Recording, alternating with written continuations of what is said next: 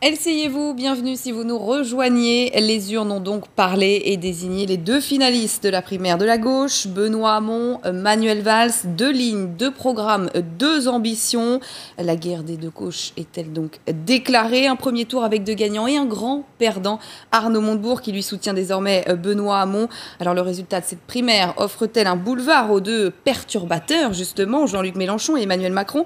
On en parle avec mes invités, Judith Vintraube, reporter politique au Figaro, Michel Soudet, rédacteur en chef adjoint de Politis, chef du service politique, Bruno Cotresse, politologue au Cevipof, et Emmanuel Rivière, directeur général France de Kantar Public. 2 candidats, donc je le disais, 2 programmes différents, 2 visions de la gauche. C'est une semaine intense qui s'annonce, une semaine de combat. On va donc aller dans les QG des 2 finalistes, retrouver nos journalistes Marie Chantret et Lucas Zajdela. Alors tous les deux, quel est le programme, l'agenda de ces 2 candidats pour cette dernière ligne droite?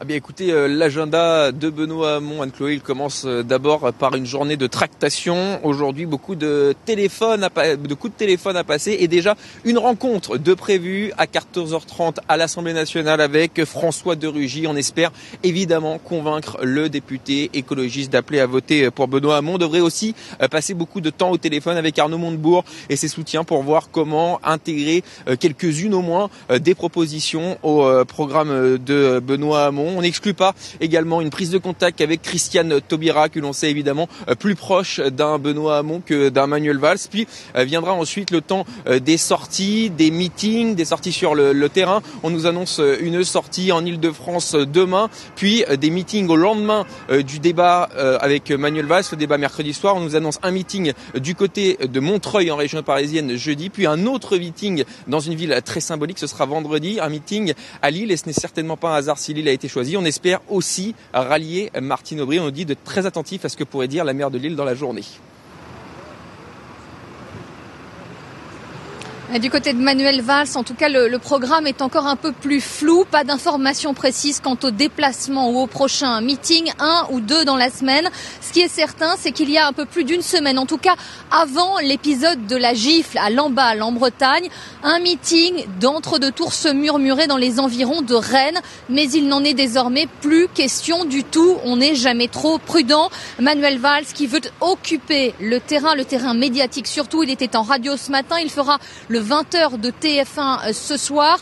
Et évidemment, le point d'orgue de cette semaine, on nous le dit, c'est le débat d'entre-deux tours mercredi soir. Valls fera du Valls, nous promet son entourage. François de Rugy également sera reçu ici même au QG à 11h30 pour un éventuel ralliement. Et puis ses soutiens, son entourage nous le dit, ils aimeraient peut-être que des poids lourds du gouvernement qui ne se sont pas encore prononcés, comme un Stéphane Le Foll, le fassent peut-être en faveur de Manuel Valls. Mais là encore, des points d'interrogation. Merci Marie Chantret et Lucas Zajdela au QG donc des différents candidats. Judith Vintraube, réunir les soutiens, occuper l'espace médiatique, ça va cogner entre eux, on se demande. C'est ça en tout cas ce qui va se passer pendant entre les tours? Je pense que oui, ça va cogner parce qu'ils ont des projets très différents et parce qu'ils ne sont même pas d'accord sur le terrain de leur affrontement. Ce qui m'a beaucoup frappé pendant la campagne de Benoît Hamon, c'est qu'il considérait qu'il ne fallait pas aborder les questions identitaires. Il y avait même construit tout un discours expliquant que les commentateurs, la droite, peut-être Manuel Valls, allait savoir, voulaient que l'enjeu du débat présidentiel de 2017 soit les questions identitaires, et lui s'y refusait absolument au profit des questions sociétales et sociale.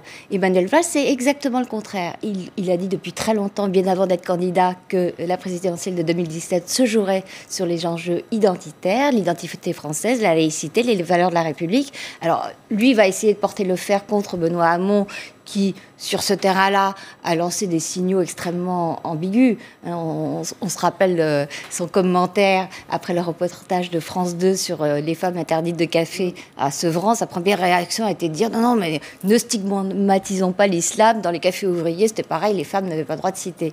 Donc, est-ce qu'ils vont réussir à s'affronter sur ce terrain-là? Manuel Valls voudrait bien. Benoît Hamon va faire tout ce qu'il pourra pour l'éviter. Donc, il y a un petit suspense. Alors, Marie disait, parce que c'est vrai que pendant cette campagne, on a eu l'impression, on le disait tout à l'heure en première partie d'émission, mais que certains candidats ont un peu lissé leur personnalité, comme Manuel Valls. Alors là, l'entourage dit Manuel Valls va faire du Valls. On l'a senti, en tout cas, que pendant la fin de cette campagne, il essayait de reprendre le dessus. On va juste écouter la porte-parole des jeunes avec Manuel Valls sur ce qu'elle disait hier. Écoutez. Il a eu raison ce soir, Manuel Valls, d'être offensif parce que qui dit deux candidats, il reste deux candidats, deux projets extrêmement différents, deux idéologies différentes, deux conceptions de la gauche différentes. Et il a eu raison de clarifier les positions, qui sont les siennes. Et ça a tranché finalement avec ce qu'a annoncé Benoît Hamon juste avant. Donc voilà, c'était une clarification nécessaire. Et effectivement, cette semaine va être très intense. On va être dans un esprit de combat pour essayer de faire gagner notre candidat. Michel Soudet, c'est ce qu'il a manqué à Manuel Valls, justement, peut-être cet esprit de combat, où là, maintenant, refaire du Valls, c'est trop tard. Écoutez, il a donné l'impression de vouloir jouer un peu à contre-emploi dans la première partie de sa campagne. Maintenant, là, il se raccroche à sa véritable personnalité, sans doute. Et on l'a vu, son discours hier soir, c'était « moi ou le chaos ». C'est vraiment le discours d'un candidat acculé, qui est complètement sur la défensive, parce qu'il sait très bien que, vu la faible participation qu'il y a eu hier à cette primaire, et le score qu'il obtient, quelque part, auprès du cœur de l'électorat socialiste, c'est une véritable motion de censure de la politique qu'il a menée.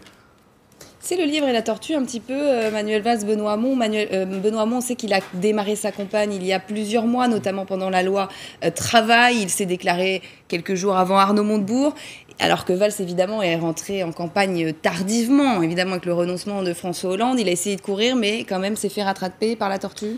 Oui, et je trouve intéressant, on peut même faire un parallèle avec la primaire de la droite et du centre. On avait vu aussi François Fillon partir très très loin et lui aussi s'inscrire très vite dans un agenda de propositions sur le fond. Benoît Hamon a suivi une stratégie relativement proche au fond. Tous les deux peuvent dire que les médias, les sondeurs n'ont pas beaucoup cru en eux. En fait, c'est simplement que leur campagne a mis beaucoup de temps à prendre. Mais on voit que tous les deux bénéficient de la même logique, c'est-à-dire l'un a dit à son camp, avec Sarkozy, on n'avait pas été au bout de nos idées, et l'autre a dit, avec Hollande, on s'est arrêté très vite vis-à-vis de nos idées. Donc tous les deux, ils bénéficient de cette logique. Et on voit que dans un contexte où ça fait maintenant 10 ans qu'on est dans cette grande crise économique, plus le mandat de François Hollande, il y a une sorte de prime des deux côtés de l'échiquier politique, à gauche et à droite, pour incarner un agenda de rupture, de radicalité ou de changement, transformation sociale. Michel Soudet, vous voulez réagir? Oui, je crois que si la campagne de Benoît Hamon a semblé avoir des difficultés à prendre, ça tient aussi à l'intérêt que les médias, les grands médias, portent aux candidats. Et on racontait cette semaine dans le journal que finalement Benoît Hamon a bénéficié du retrait, du désistement de Manuel Valls, qui a renoncé à faire l'émission politique auquel finalement Benoît Hamon a été invité. C'était le 8 ou le 9 décembre. Et à partir de là, il y a eu une sorte d'engouement un peu pour Benoît Hamon, qui a rempli la semaine suivante le gymnase Japy avec près de 2000 participants à son meeting. Et là, tout le monde a commencé à parler d'une dynamique. Donc on voit comment un petit fait peut finalement profiter beaucoup. Les électeurs confirment complètement d'abord que c'est beaucoup à la télé encore que se passent les campagnes et que ça s'est passé pendant les débats. Mais les débats sont déterminants. Pour Benoît Hamon, ça a commencé effectivement avec cette émission. D'ailleurs, les réactions des téléspectateurs qui... parmi ceux qui regardent la télé tout en ayant une tablette ou un portable sur les genoux, s'exprimaient sur les réseaux sociaux, montraient cela, et montraient aussi finalement le résultat de cette campagne de tortue, mais qui a patiemment affûté ses propositions, et il donnait le sentiment à ses électeurs, à ses téléspectateurs, Benoît Hamon, d'avoir bien la maîtrise de ces sujets, d'être assez affûté, ce qui a pu compenser le caractère un petit peu nouveau de ce candidat, il est vrai, y compris pour les Français, pas seulement pour les sondeurs, sorti d'un peu nulle part, parce qu'il n'était pas du tout dans les têtes il y a encore 2 ou 3 mois. Benoît Hamon, renouveau ou apparatchik? Les deux. Les deux, parce que ce que dit Emmanuel est vrai. Effectivement, bien qu'ayant été au gouvernement et au Parti socialiste depuis ayant 30 ans. exercé au gouvernement des responsabilités dans des domaines qui touchent la vie quotidienne des gens, il était inconnu au bataillon. Comme apparatchik socialiste, d'abord dirigeant des jeunesses socialistes, qui est un poste extrêmement important. Julien Drey peut vous en dire quelque chose, pour ensuite bâtir sa carrière et créer des réseaux dans l'ensemble de l'appareil socialiste. C'est un apparatchik pur et dur, hein, Benoît Hamon. Et d'ailleurs, le résultat d'hier soir doit beaucoup à cette très lente construction qu'il a faite depuis des années.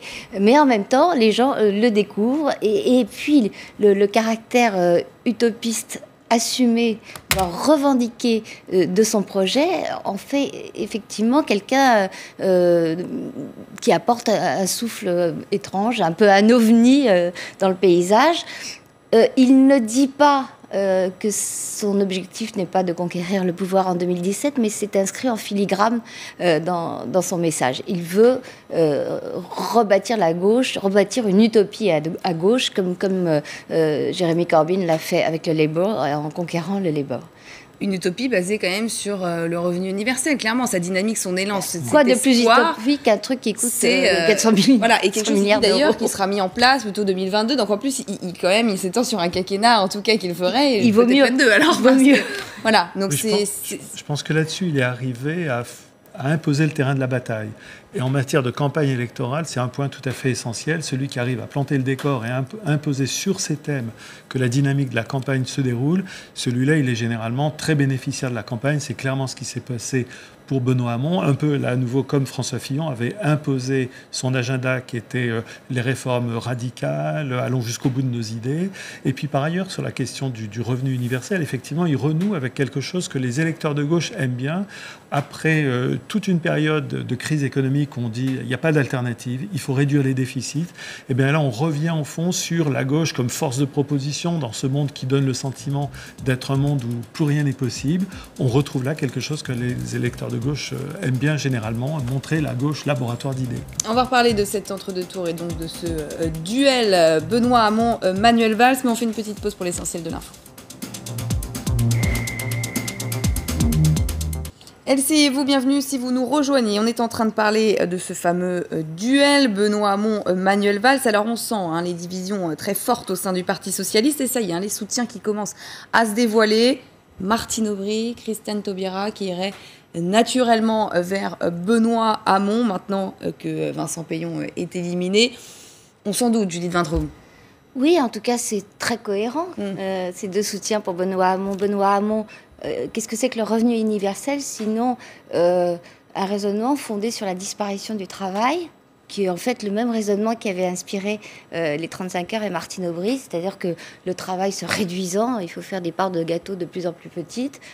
Lui, Hamon, pousse le raisonnement jusqu'au bout. Le gâteau disparaissant, il faut trouver un autre moyen de vivre que le travail, d'où ce revenu universel. Ça, c'est pour le côté économique. Et puis pour le côté sociétal, évidemment, Christiane Taubira ne peut être qu'une source d'inspiration pour Benoît Hamon, qui, je l'ai dit tout à l'heure, était le candidat des arrangements raisonnables, de l'anti-stigmatisation, le candidat du multiculturalisme revendiqué. Il compte ses soutiens pendant l'entre-deux tours, Emmanuel Rivière ? Oui, ça compte.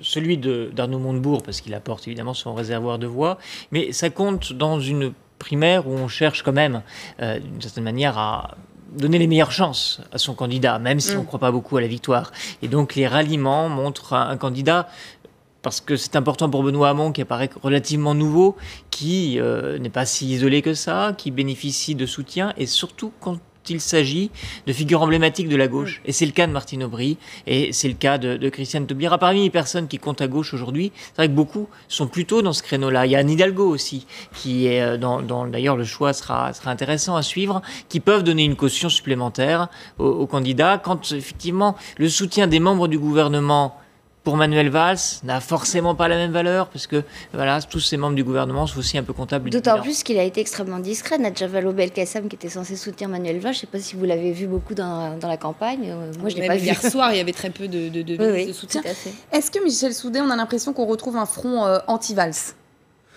Oui, incontestablement. D'ailleurs, C'est d'autant plus un front anti-Valls que les gens qui se retrouvent à soutenir Benoît Hamon ont des divergences sur des sujets importants. C'est le cas sur le revenu universel, effectivement, même si, et notamment parce que ce revenu universel n'est pas seulement l'apanage d'une gauche qui serait utopique. C'est pas tout à fait ça. Le revenu universel, c'est aussi quelque chose qui est prôné par des libéraux. Et pourquoi ? Parce que justement, dans une société où tout le monde ne peut pas avoir du travail, on calme les gens quelque part, avec un revenu universel, on pense régler comme ça la précarité. C'était des économistes ultralibéraux qui étaient pour cette idée aussi. C'était Frédéric Lefebvre chez les Républicains. Donc, c'est pas aussi simple qu'on veut bien le présenter sur ce plateau. Il y a d'autres divergences. Il peut y avoir des divergences sur l'Europe. Benoît Hamon n'était pas sur les mêmes positions que Arnaud Montebourg sur la question, même si Arnaud Montebourg semblait un petit peu reculer sur son idée de casser la vaisselle à Bruxelles. Je vous coupe parce qu'on va regarder justement une image en direct. C'est François de Rugy qui est en train on l'écoute. Je rencontrerai dès aujourd'hui, au lendemain du premier tour, les deux finalistes, Manuel Valls et Benoît Hamon. Je rencontre maintenant Manuel Valls, Benoît Hamon cet après-midi. Et je vais discuter avec Manuel Valls des sujets sur lesquels je pense que des éclaircissements seront utiles pour que je puisse prendre position pour le deuxième tour. Je pense bien sûr aux sujets écologiques, sur lesquels Manuel Valls a dit un certain nombre de choses, mais ne sont pas toujours très précises, concernant la transition énergétique, concernant la santé et l'environnement, concernant aussi la question de la protection de la nature et de la biodiversité, et puis d'autres questions comme les réformes dites de société, sur notamment la fin de vie, la question de la liberté de choisir sa fin de vie, ou les questions institutionnelles et démocratiques sur lesquelles j'ai fait aussi des propositions. Ah mais si j'avais arrêté une décision avant de venir discuter avec Manuel Valls puis avec Benoît Hamon, ça ne servirait à rien de discuter. Non, je crois que par ailleurs, on le voit, pour la gauche, pour les écologistes, ce n'est pas un choix facile. Nous sommes dans une situation qui n'est pas facile d'ailleurs à l'issue de ce premier tour. Donc ça mérite qu'on prenne le temps de la discussion. Et ensuite, je discuterai également avec celles et ceux qui m'ont soutenu pour arrêter une position. Mais en l'état actuel des choses, c'est plus Valls-compatible ou Hamon compatible ? Dans l'état actuel des choses, j'amorce tout juste la discussion. Elle n'a pas encore commencé. Merci. François de Rugy qui donc va rencontrer Manuel Valls ce matin, Benoît Hamon cet après-midi. François de Rugy, 3,8%, moins de 4%, mais c'est quand même un score honorable. Pour quelqu'un qu'on a un peu découvert quand même, François de Rugy, on peut le dire. Complètement découvert. Et puis la logique de ces primaires, c'est quand même d'être assez peu favorable à ceux qu'on appelle les petits candidats. Dans toutes les primaires, finalement, il y a 3 gros. Et c'était à chaque fois ceux dont on pensait qu'ils étaient engagés possiblement dans le duel final. Puis les primaires, pour le reste, c'est surtout un laminoir à petits candidats, parce que des logiques de vote utile, c'est normal. On est au sein d'un même camp. Et François de Rugy est apparu aux Français comme quelqu'un effectivement de nouveau, mais d'intéressant, très clair dans ses positions, et assez affirmé d'ailleurs. Ça le classe en tête, ce 4%, des candidats extérieurs au Parti socialiste. Il y en avait 3, il y avait Sylvia Pinel, Jean-Luc Benamias et lui. Et alors que sa formation, dans l'esprit des gens, n'existe pas du tout, sans lui faire injure, et écologiste, c'est quand même une création extrêmement récente, eh bien, il a un score qu'on peut considérer comme honorable et attestant d'une bonne campagne. En tout cas, qui va poser problème à Europe Écologie Les Verts. Michel Saudet. Entre autres. Bon, sa formation est tellement pas connue que c'est pas écologiste, mais parti écologiste. Je vous reprends juste sur ce point. C'est pas des petits candidats, c'était juste des figurants. Et les électeurs, quelque part, ils s'y sont pas trompés. C'était pas la primaire de la gauche, c'était une primaire du PS où on rajoutait 3 petits personnages bien sélectionnés. Je rappelle qu'il y en a quand même qui auraient pu y prétendre et qui ont été rejetés, pour pouvoir donner l'impression d'une sorte de rassemblement, la belle alliance populaire, comme l'appelle Jean-Christophe Cambadélis. Et là, finalement, les électeurs, ils ne se sont pas laissés prendre. Ils savaient que l'enjeu, c'était de désigner qui sera le chef du Parti socialiste. Ce qui est aussi illusoire quelque part. Parce que Benoît Hamon, s'il l'emporte, va se retrouver face à un problème. C'est que le Parti socialiste n'a pas décidé d'un projet pour la suite. Et par contre, il a investi 400 candidats aux élections législatives.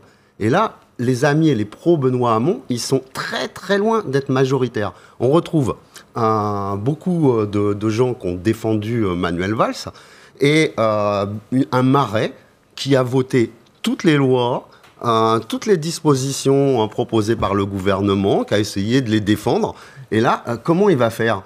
Vous imaginez Benoît Hamon avec une majorité composée de Jean-Marie Le Guen, Jean-Jacques Urvoas, Myriam El Khomri, Elisabeth Guigou. Il y a véritablement un problème là. C'est ça, même sur l'unité, Bruno Cotresse, ça paraît très brouillon même pour les Français. C'est-à-dire qu'on voit en effet des candidats de gauche totalement opposés sur certaines choses. Dans le gouvernement, on voit les soutiens d'un côté, de l'autre, et même des soutiens sous-entendus pour Emmanuel Macron. Je pense à Ségolène Royal, je pense à Jean-Marc Ayrault. Comment les Français peuvent lire entre les lignes, c'est très compliqué, là, c'est brouillon même. C'est un des paradoxes de cette primaire. À la fois, la primaire, c'est une formidable avancée démocratique, et en même temps, elle a créé de nouvelles complications. Et l'une des complications, là, c'est qu'effectivement, si Benoît Hamon gagne la primaire, ça semble bien parti quand même pour lui. Pour le Parti socialiste qui va soutenir ce candidat, il y a quand même une situation compliquée d'avoir soutenu le gouvernement avant sur des lignes et des orientations fondamentalement différentes. Qu'est-ce que va dire le Parti socialiste dans la campagne présidentielle, par exemple sur la question, l'agenda de réduction des déficits publics, l'agenda européen. Il va devoir taper sur le bilan, clairement, Benoît Hamon, il ne va pas pouvoir le... Qu'est-ce qu'on dit là-dessus ? Et là, ça va refaire apparaître ces tensions et ces divisions sur la question de l'Europe et sur la question de l'intégration européenne ou de l'intégration économique mondiale de la France. C'est en toile de fond de cette primaire. On voit que les 3 débats ont montré à chaque fois que des oppositions apparaissaient là-dessus. Ces oppositions peuvent être mises sous le tapis pendant la campagne présidentielle. Elles ressortiront de toute façon. Oui, par exemple, je pense à Arnaud Montebourg. Arnaud Montebourg, on en parlait tout à l'heure, qui était quand même en désaccord total avec Benoît Hamon sur le revenu universel et qui demande maintenant à ses électeurs de voter pour le revenu universel. Oui, la meilleure preuve du désaccord, c'est que Arnaud Montebourg s'appelait lui-même se désigner sous le terme le candidat du travail, alors que Benoît Hamon est le candidat de la société post-travail. Donc on ne peut pas rêver de plus antagoniste. Mais pour revenir sur une question certes prosaïque, mais extrêmement importante que soulevait Michel Soudet, celle des investitures, bien Benoît Hamon, s'il gagne, ce qui est quand même la plus forte probabilité dimanche prochain, il va faire comme Fillon. Il va remettre à plat tout ça et il va se forger des troupes à sa main. Ce n'est pas possible de remettre en question les désignations législatives parce que ce sont les socialistes qui ont voté dans leur section. C'est pas comme à droite où bien souvent c'est désigné d'en haut. Là, ça sera beaucoup plus compliqué.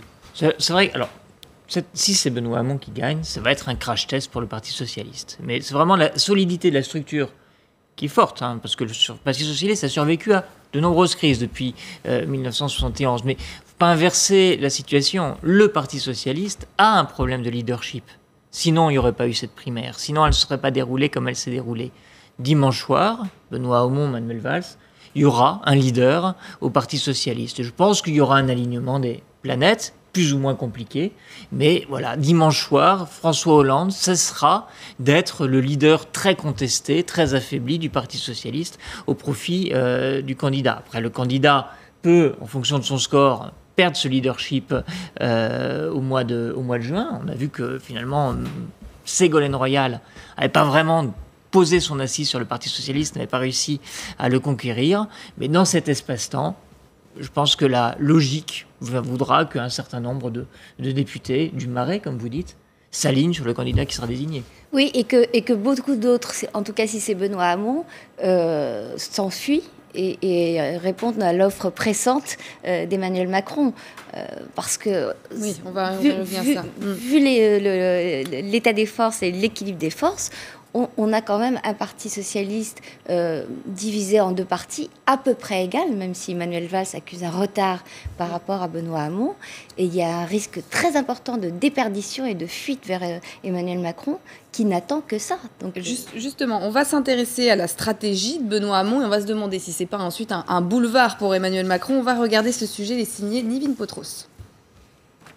Benoît Hamon, un candidat pas comme les autres.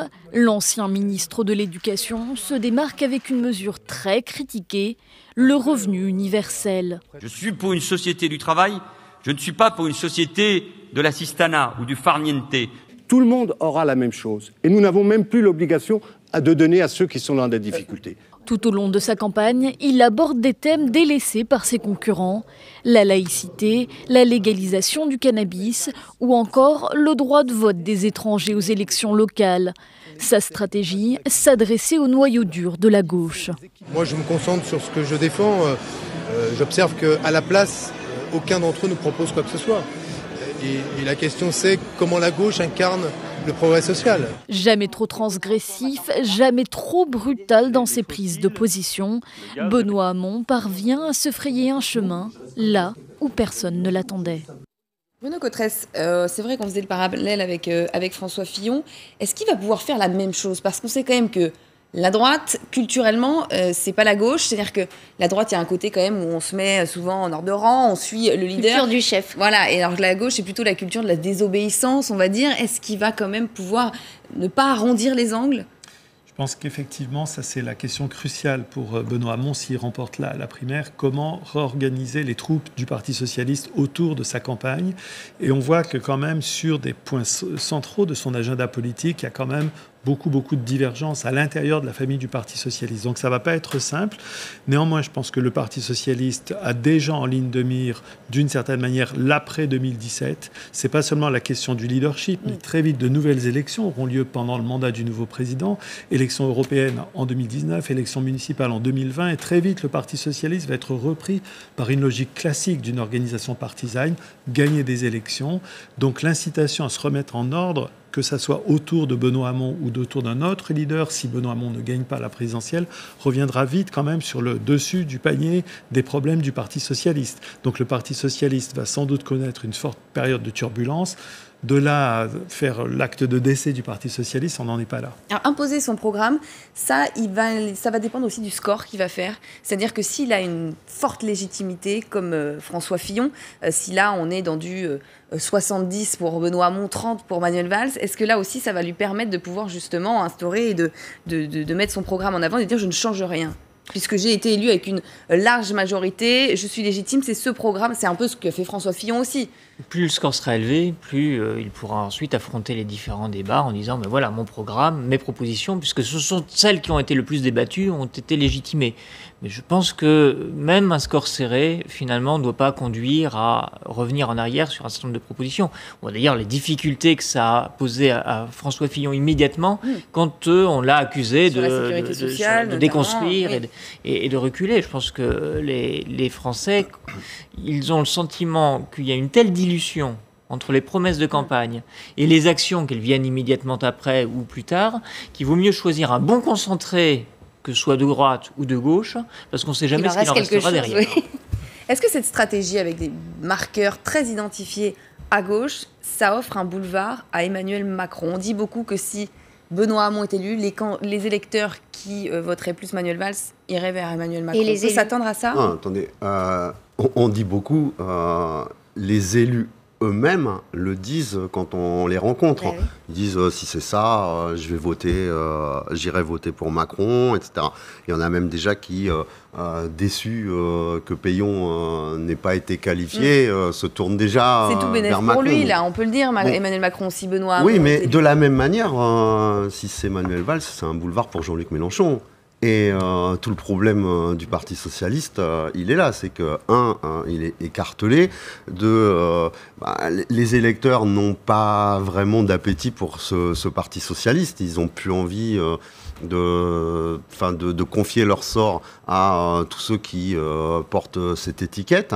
Et quelque part, le problème va devoir se régler d'ici au mois d'avril. Parce que est-ce que ce sera possible de maintenir un candidat si les deux autres font des scores importants dans les sondages, continuent à attirer énormément de monde dans les meetings? Alors, je sais bien que ce n'est pas la même chose. Emmanuel Macron, lui, n'a toujours pas présenté de programme, donc il attire des gens par curiosité.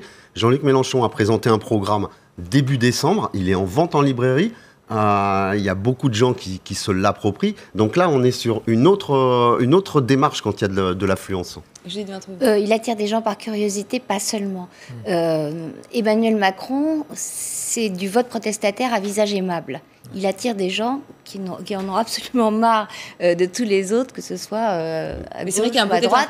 découverte. On a vu des gens nous dans nos reportages qui assistaient pour la première fois de leur vie à un meeting et qui allaient du coup au meeting d'Emmanuel Macron. Tout à fait. Mais c'est des gens donc qui n'étaient pas attirés par la politique telle qu'elle se pratiquait avant qu'il arrive. Alors on peut discuter à l'infini de la sincérité de son registre anti-système. C'est parfaitement vain. Il suffit que les gens qui votent pour lui aient ce sentiment-là pour que ce soit une réalité électorale, à défaut d'être une réalité tout court. Donc Macron, en fait, son ambiguïté sur son programme, puisqu'il ne l'a pas encore dégainé, c'est aussi son atout. Et on peut prévoir que stratégiquement, moins il en dira, mieux ça continuera d'aller. Il y a eu un sondage qui a été réalisé par Ipsos pour Le Point entre le 10 et le 15 janvier, de mémoire, où dans une configuration, en termes d'intention de vote pour la présidentielle, si c'était Manuel Valls, il faisait 9%, et si c'était Benoît Hamon, il faisait 8%. Macron étant aux environs de 20%. Là, ça pose la question de qui ira jusqu'au bout. Je parle du Parti Socialiste. Bruno Cotresse, justement, le Parti Socialiste, il se retrouve vraiment en étau entre Jean-Luc Mélenchon et Emmanuel Macron. Oui, bien sûr, parce qu'en plus, ce sont deux candidats qui sont partis très tôt. Et le Parti socialiste, lui, il donnait le sentiment qu'il pédalait un peu lentement dans l'organisation de la primaire, avec deux candidats qui, par contre, eux, sont partis très vite, ont marqué très vite leur champ. Ils se sont appropriés un certain nombre de thèmes. Alors, c'est vrai que du côté d'Emmanuel Macron, on n'a pas de programme, mais je ne suis pas sûr qu'on aura du côté d'Emmanuel Macron un programme à l'ancienne. Parce que, justement, effectivement, l'originalité d'Emmanuel Macron, c'est justement de s'inscrire dans tout ce contexte où les électeurs ne croient pas dans les promesses fondamentalement. Et donc lui, il dit, finalement, puisqu'on ne croit plus dans les promesses, il faut lire un style, une nouvelle approche. Et moi, je veux être le défenseur d'une France dynamique, etc. Donc on ne va pas avoir du côté d'Emmanuel Macron, à mon avis, un programme au sens classique du terme. Et on voit d'ailleurs que tous les candidats minimisent considérablement. On n'a plus de programme. On a eu Bruno Le Maire qui a fait 1000 pages dans la primaire de la droite. Finalement, ça ne lui a pas beaucoup réussi. Non. Donc il s'inscrit dans ça, Emmanuel Macron. Effectivement, le PS, il est pas mal pris en tenaille. Jean-Luc Mélenchon avait stigmatisé François Hollande de capitaine de pédalo en 2012. Et puis récemment, on l'a vu utiliser cette métaphore de la tenaille. Mélenchon-Macron, Mélenchon-Macron. La question, en deux mots, c'est de savoir si la victoire de dimanche soir, puisqu'il y en aura une, créera une dynamique qui permettra de desserrer les taux et de modifier le rapport de force par rapport soit à Macron, soit Mélenchon. Mais rapport de force qui pourrait donner quoi? Parce que même si, par exemple, Benoît Hamon a dit qu'il rencontrerait Jean-Luc Mélenchon, Emmanuel Macron, sincèrement, on les voit pas se rallier les uns aux autres ou quoi que ce soit, non? Un accord va pas être possible. Non, c'est peu probable. Que vous, Non, c'est peu probable. Il y a quelque chose à sauver des deux côtés. Macron a pu dire arithmétiquement, il y a quelque chose à sauver. Ou faire dire qu'il ne veut pas des crevards socialistes comme candidat, parce que, on le dit dans son entourage, alors est-ce que c'est sa bouche, qu'il ne veut pas des crevards socialistes dans sa future majorité. Il ne peut pas se permettre d'avoir des candidats labellisés socialistes en face de ses candidats En Marche. Donc, de quelle dynamique pourrait se prévaloir le vainqueur dimanche prochain si la participation électorale est aussi faible qu'on l'a vu maintenant? Ce sera la question de la fin en tout cas. Merci beaucoup à tous les quatre et vous restez avec nous, l'information continue sur LCI.